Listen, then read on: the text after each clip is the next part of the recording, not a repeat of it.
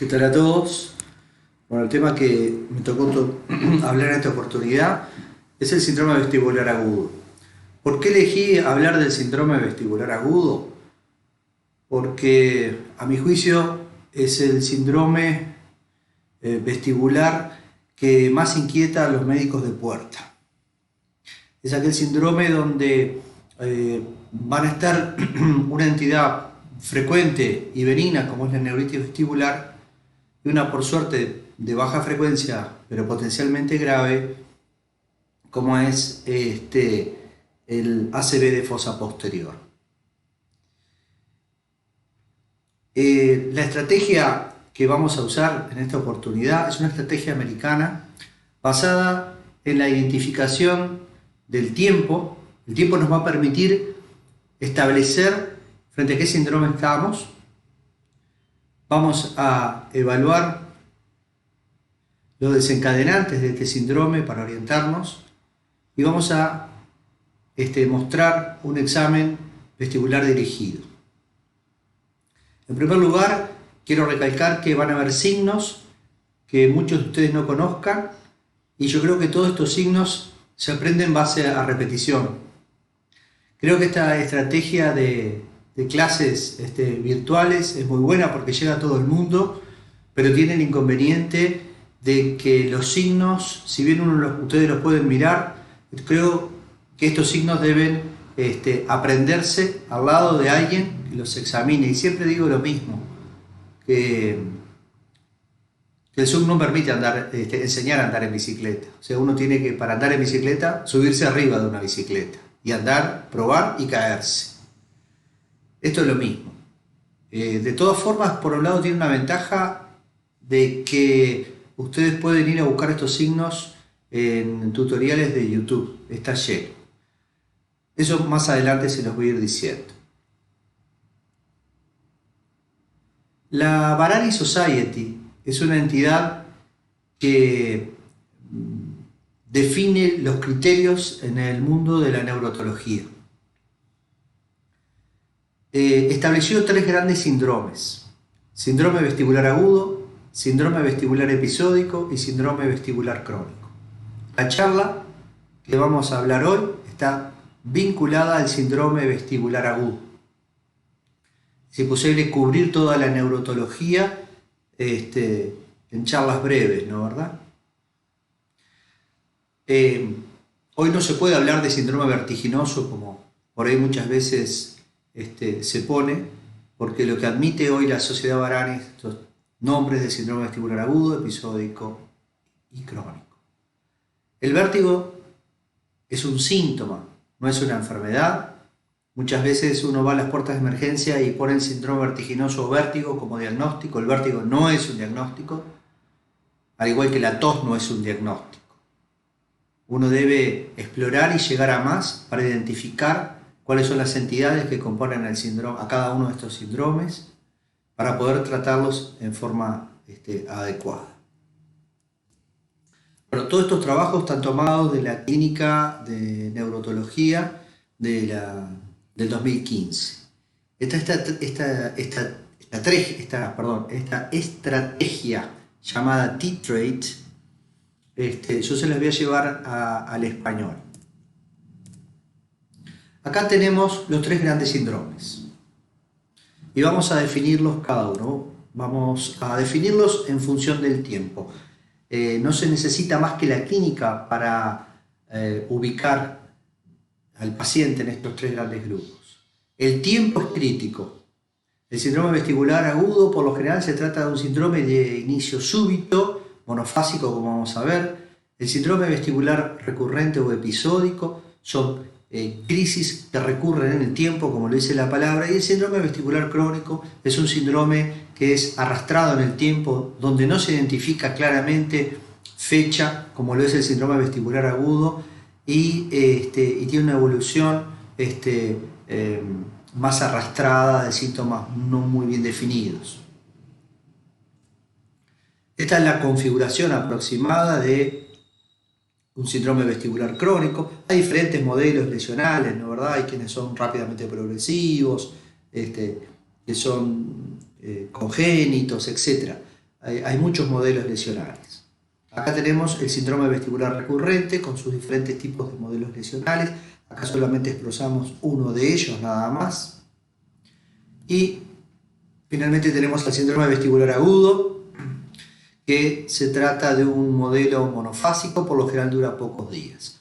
O sea, hasta aquí, con la técnica, podemos identificar y poner a nuestro paciente en uno de estos tres grandes grupos. Vamos a definir el síndrome vestibular agudo. La definición es clínica y es cualquier síntoma del área neurotológica, sea mareo, vértigo, inestabilidad, el que ustedes quieran, de inicio súbito, donde el paciente por lo general recuerda día y hora del episodio y tiene carácter monofásico, ¿no, verdad? Como lo ven ahí. Tiene que durar, acá no dice, pero tiene que durar más de una hora, hasta 8 o más días. ¿Qué tiene que tener este síndrome aparte de estos síntomas? Necesariamente tiene que tener alguna forma de nistagmo y que tiene que tener algún tipo de ataxia. Por lo tanto, la definición del síndrome vestibular agudo es una definición netamente clínica que está formada por esta tétrada, ¿no, verdad? Síntomas por un lado, un signo oculomotor que es el nistagmo, después vamos a ver cuál tipo, y algún grado de ataxia. Como ven, este síndrome no hace referencia a si se está frente a un síndrome vestibular agudo de tipo periférico o síndrome vestibular agudo de tipo central. A su vez, este síndrome vestibular agudo lo podemos interrogar para determinar si es un síndrome vestibular agudo espontáneo o si es un síndrome vestibular agudo donde se le reconoce una causa. Los síndromes vestibulares agudos donde se le reconoce una causa tenemos los traumatismos, el barotrauma, o sea, las variaciones con presión, el buceo, etc. Y diferentes tipos de agentes tóxicos y medicamentos.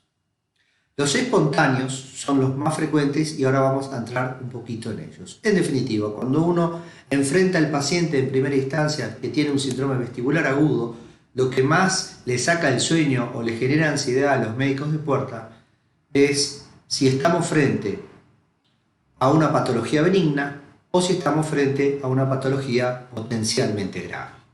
Por suerte, la patología más frecuente es la neuritis vestibular y otras variaciones de esta.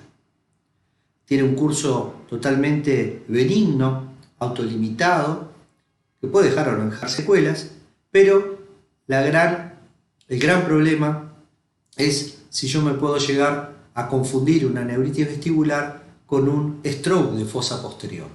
Los strokes de fosa posterior, los más frecuentes, son provocados por stroke de la pica, que es la arteria cerebelosa posterior inferior, o bien de la AICA, que es la arteria cerebelosa anterior inferior. Por suerte, estos son mucho menos frecuentes que estos. La estadística benigna está de nuestro lado. Pero de todas formas, eso es lo primero que tenemos que pensar frente a un paciente con un síndrome vestibular agudo. ¿Estamos frente a una patología benigna, banal, o estoy frente a un cuadro potencialmente grave como es el stroke de fosa posterior?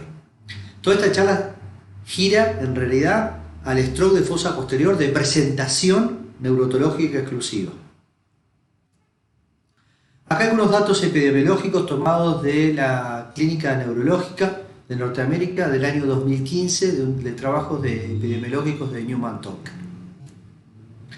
Lo que hice yo fue extrapolar estas cifras a nuestro país.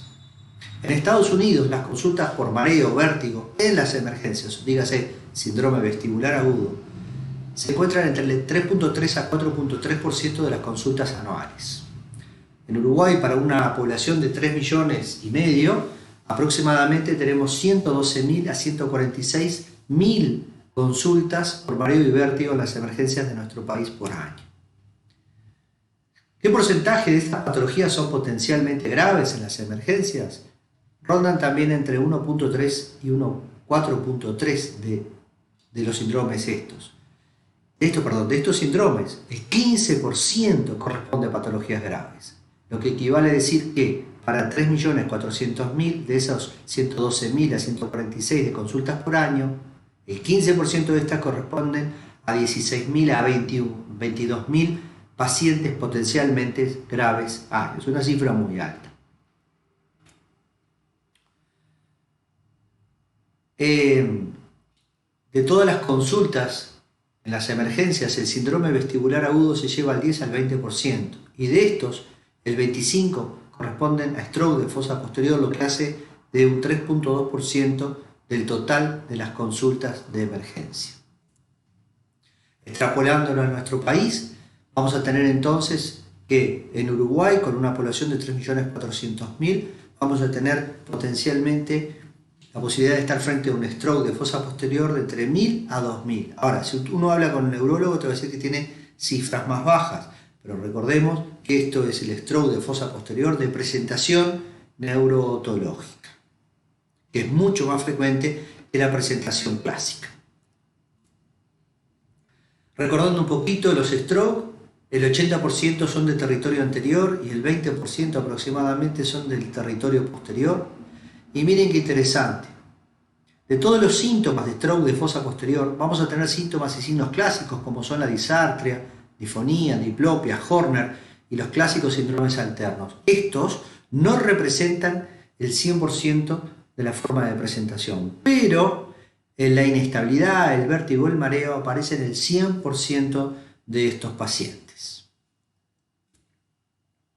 Ahora, una vez que con el interrogatorio dirigido en función del tiempo y de la duración podemos enfocar y ubicar a nuestro paciente en uno de estos tres grandes síndromes, una vez que lo tenemos ubicado en el síndrome vestibular agudo, y para repasar, es la tríada donde tenemos síntomas y signos vestibulares, más nistagmo, más ataxia, lo que viene después es, estoy frente a un síndrome vestibular agudo periférico, banal como es la neuronitis, o mi paciente está haciendo un stroke de fosa posterior.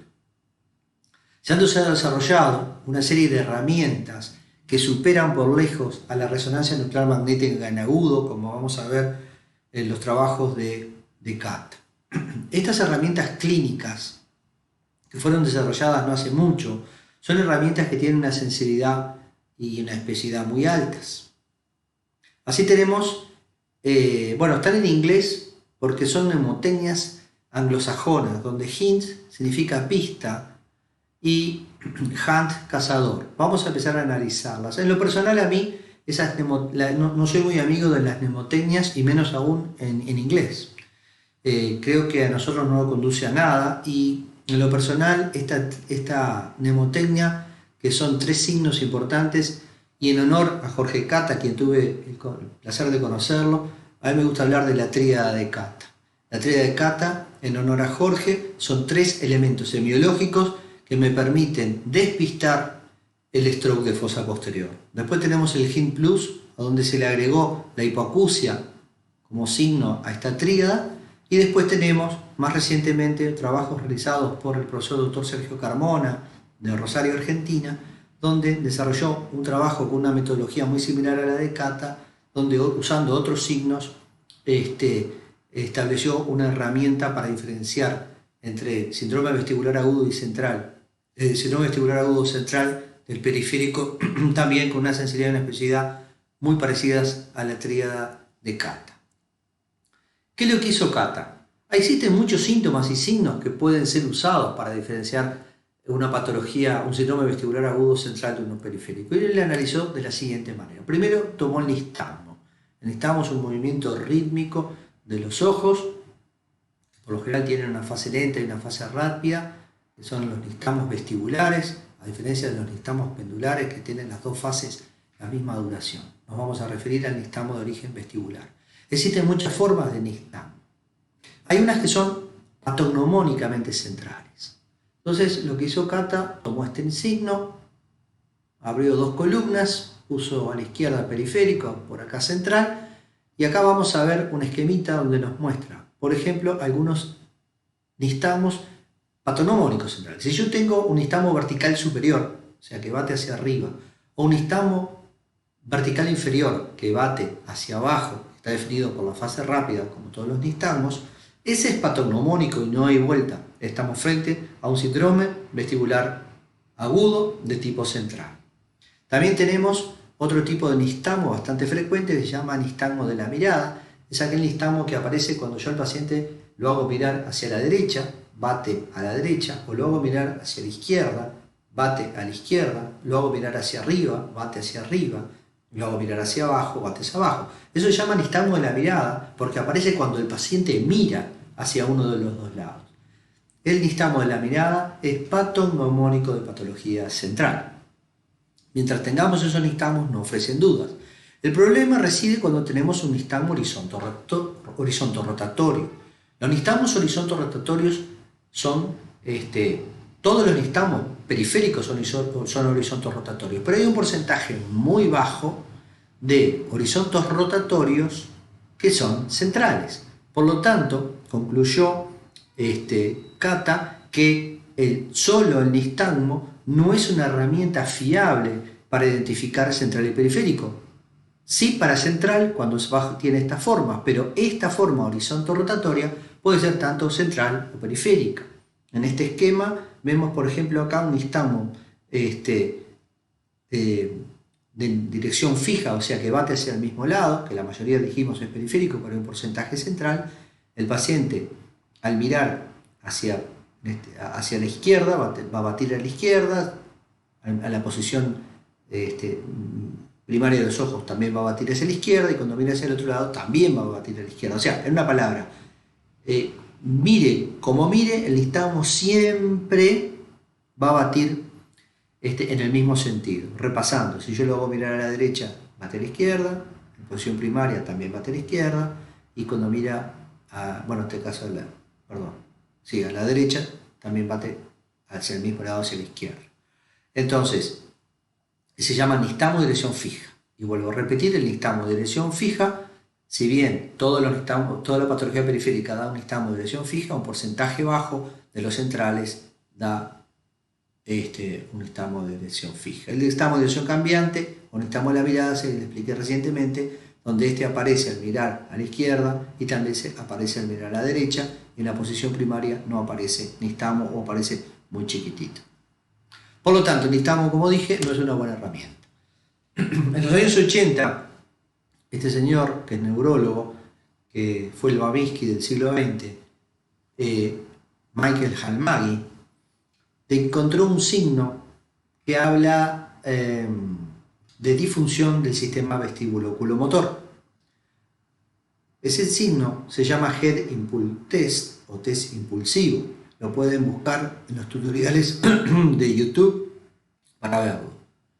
¿En qué consiste? ¿En qué está basado? Nosotros sabemos que el aparato vestibular, los conductos semicirculares, el utrículo y el sáculo, tienen como función estabilizar la mirada frente a los movimientos rápidos de la cabeza.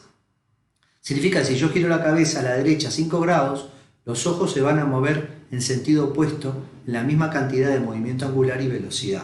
No importa dónde yo lleve la cabeza, los ojos siempre van a ir en sentido opuesto. Eso es lo normal. Ahora, si yo tengo un déficit vestibular, cuando yo giro la cabeza a la derecha, los ojos se me van a la derecha y el paciente tiene que reposicionar los ojos a donde estaba mirando. Ese reposicionamiento es lo que uno ve en la clínica, esa sacada o movimiento de refijación, y eso es lo que Halmagyi habla de test impulsivo positivo. La gran mayoría de las patologías periféricas, todos los síndromes vestibulares periféricos son Head Impulse positivos. En cambio, la patología central, la gran mayoría son negativos, pero tengo algunos pacientes que pueden tener un Head Impulse positivo.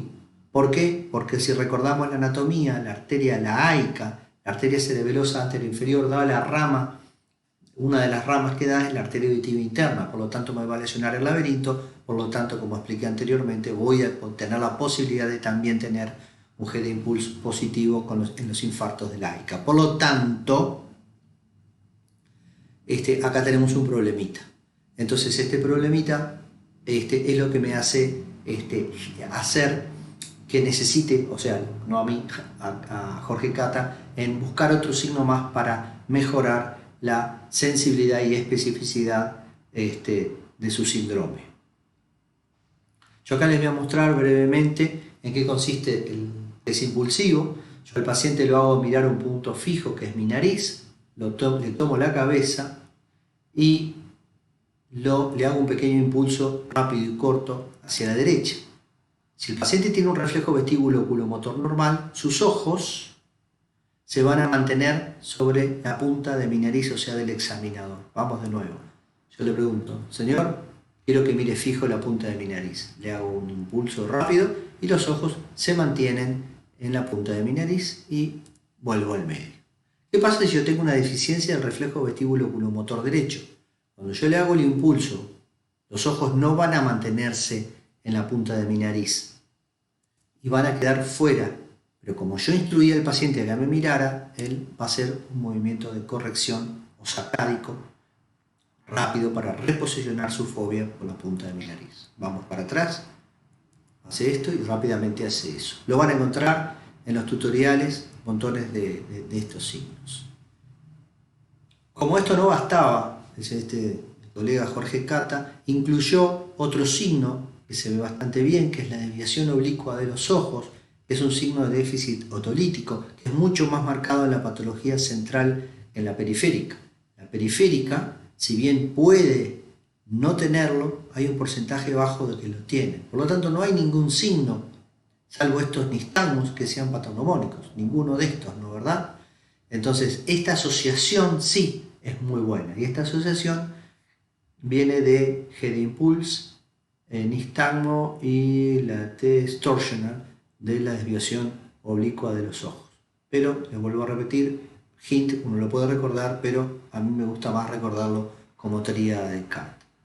¿Qué hizo Cata y cómo llegó a esta conclusión de que estos tres signos son muy sensibles y específicos? Bueno, él tomó pacientes, los etiquetó, síndrome vestibular agudo, periférico y central, y a todos les hizo una resonancia nuclear magnética con perfusión-difusión. Le hizo una a las 24 horas y encontró que en los centrales solo el 12% tenían consolidado una imagen patológica. A las 48-72 horas, la gran mayoría ya tenía en este grupo consolidada la imagen de stroke y al mes el 100%. Y obviamente que en los síndromes vestibulares etiquetados como periféricos fueron todos con resonancias nuclear magnéticas negativas. ¿Qué concluyó? Que bueno, que en primer lugar esta trilogía de signos es muy sensible y específica, pero lo interesante es que predice a la resonancia nuclear magnética. Es más sensible y más específica que la resonancia nuclear magnética con perfusión-difusión. Vamos a ver cómo se ve el skew, la desviación conjugada.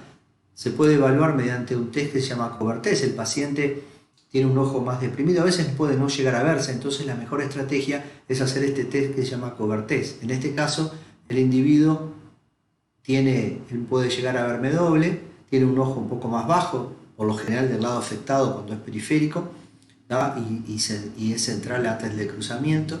Entonces yo le tapo el ojo que supuestamente me está mirando. En el momento que yo le tapo este ojo, que estaba hacia abajo va a corregir y va a mirarme a mí. Cuando le cambio el ojo, este se mantiene igual o por ahí puede bajar un poquitito. Pero esto se pone muy claro y en evidencia cuando se hace este signo, hace esto en los ojos. Bien, también lo podrán encontrar en los tutoriales de YouTube, el skew y cómo examinarlo. Por otro lado, hay una herramienta que se llama HIMPLUS, en la cual le han agregado la hipoacusia sensorineural. No han agregado, en realidad los pacientes que tienen un síndrome vestibular agudo, que tiene una pérdida auditiva, es un elemento que tira más a favor del síndrome vestibular central que en el periférico, aunque clásicamente uno podría pensar que un síndrome vestibular agudo con hipoacusia evoca más lo periférico. Sí, probablemente sea más periférico porque los periféricos son más frecuentes, pero siempre uno tiene que pensar que la asociación de estos elementos con una hipoacusia unilateral evoca más lo central y hay que descartarlo. Por otro lado, habíamos hablado de la herramienta HUNT. La herramienta HUNT significa cazador de stroke, fue diseñada por, como ya dije, el profesor doctor Sergio Carmona, de Rosario, Argentina. Él desarrolló esta herramienta porque él es un convencido que es mucho más fácil que los médicos generales vean los aspectos espinales que identifiquen los nistagmos. Hay que tener entrenamiento como todas estas cosas. Él desarrolló un trabajo para demostrar su asociación semiológica, cuya metodología es igual a la que desarrolló Jorge Cata en la tríada de Hint. Él tomó como herramientas el skew, como habíamos visto, el skew de visión conjugada, se ve más frecuente en el central que en el periférico, aunque el periférico puede verse. La inclinación cefálica que acompaña al skew es fácil de ver. Estos pacientes además tienen una clara inclinación cefálica y eso es más del central que del periférico. Pero lo más importante de todo es que él usa la ataxia o la inestabilidad del paciente como una herramienta de alta sensibilidad para identificar síndrome vestibular agudo del periférico del central. Las ataxias se pueden clasificar de grado 0, que no la puse, grado 1, grado 2 y grado 3. Él encontró, primero voy a definir, la ataxia grado 1 es aquella ataxia en la cual el individuo se le invita a pararse y él solo puede pararse e inclusive caminar, con la dificultad de caso, pero puede pararse y caminar solo. Eso es la ataxia grado 1. Él encontró que en los periféricos el 100% tienen ataxia grado 1. Los centrales, en cambio, tienen ataxia grado 2 y 3, no tienen ataxia grado 1. Ni los centrales tienen ataxia grado 2 ni grado 3. La ataxia grado 2 es aquel individuo que es capaz se le invita a parar, se para, pero no puede caminar sin que tenga un apoyo. Y después la ataxia grado 3 es aquella que el paciente es incapaz de levantarse. Todo paciente que sea incapaz de levantarse no debería irse de una emergencia. Él agregó otro signo más, que la ataxia troncal de Babinski. Babinski hace muchos años describió una ataxia y él la usó como herramienta para identificar entre periférico y central del síndrome vestibular agudo, y los que tienen ataxia troncal de Babinski positiva son centrales, casi en un 100%, a diferencia de los que no tienen, que evoca más lo periférico. También la ataxia troncal de Babinski la pueden buscar en los tutoriales de YouTube para quien le interese. Finalmente, entonces, acá tenemos un cuadro donde vemos las herramientas semiológicas clínicas de mayor sensibilidad y especificidad para diferenciar un síndrome vestibular agudo de un síndrome agudo periférico de un agudo central. Como vimos, son todas de resorte clínico y estas no superan a la resonancia nuclear magnética como herramienta de sensibilidad y especificidad. Les voy a presentar ahora los 11 errores frecuentes y 11 consejos en stroke de fosa posterior. En primer lugar, vértigo típico implica siempre enfermedad del oído interno. Eso era un clásico y eso ya se sabe que es un error. El vértigo típico tanto puede ser central como periférico, puede verse en patologías agudas cerebelosas como de tronco. El empeoramiento del vértigo con los movimientos cefálicos implica causa periférica. También los centrales experimentan eso mismo. La asociación de síntomas auditivos evoca más causa periférica. Es un error. La oclusión, como hablamos de la aguda de la arteria cerebelosa anteroinferior, da síntomas auditivos. Por lo tanto, toda hipoacusia súbita, hasta demostración de lo contrario, hoy debe ser considerada central. Acá esto debería estar junto, es sobrediagnosticar migraña en vértigos con cefalea. Ojo con el síndrome vestibular agudo y la cefalea. Hay que considerar siempre, sobre todo si la cefalea es una cervicalgia, una nucalgia o a nivel occipital, siempre hay que considerar la disección de la arteria basilar o aneurismas en sufrimiento. El vértigo aislado nunca es una AIT. Bueno, si bien acá no estamos haciendo un tema porque la AIT es parte del síndrome vestibular recurrente, el vértigo aislado puede considerarse como un elemento de alarma que predice al síndrome vestibular agudo central. El vértigo aislado es el síntoma más común del stroke de fosa posterior. Para plantear diagnóstico de stroke de fosa posterior se debe tener vértigo más signos focales. Es un concepto muy neurológico, no tanto neurotológico. Nosotros los que hacemos neurotología no esperamos a tener signos focales. Lo hacemos desde la perspectiva del síndrome vestibular agudo. Recordemos que el stroke de fosa posterior, menos del 20% tienen signos focales. En cambio, la inestabilidad y el vértigo aparecen en el 100% de estos pacientes. Pacientes jóvenes con migraña raras veces tienen stroke. Existen pacientes jóvenes que desarrollan stroke y las disecciones, como dijimos, mimetizan a las migrañas.